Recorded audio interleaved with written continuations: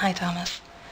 I really want to say I'm sorry about what happened to your father, and you have been in my thoughts and prayers before this, and now you and Scotty and Natalie are in my thoughts and prayers as well. And I also want to say that I find no fault with your logic on what you've said in this video. Even biblically, it's sound. The Bible says that God is spirit, but we are flesh. And he gave us, the word spirit coming from pneumos means breath. And he gave us breath from himself, but we think with our minds, we're flesh. And when things happen to our brains, like especially to the frontal lobes, changes in personality occur, changes in ways of thinking and who we are. It's true. But I also know that our cells renew.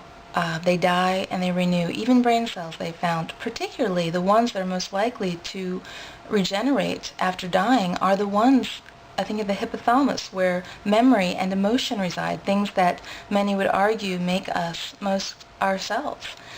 And they say that I think every 7 to 10 years, we're completely new.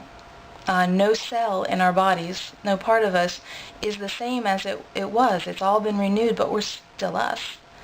And that's where the Bible goes. It talks about being transformed by the renewing of our minds. Cells can regenerate in our brains, and we rewire. Our minds rewire themselves, and we rewire our minds by the ways we think and act. And they can be made new. There can be changes in that. And that's the part where you ended. But in the Bible, God says that, we believe that at the second coming, or when we're raised from the dead, we are changed in the twinkling of an eye. The corruptible puts on incorruptible. If we can be renewed every so many years just by eating food, God will renew us, will change our bodies that we have now into bodies that will never die. But we'll still be us, just like we are when we're renewed by eating. And we'll live forever.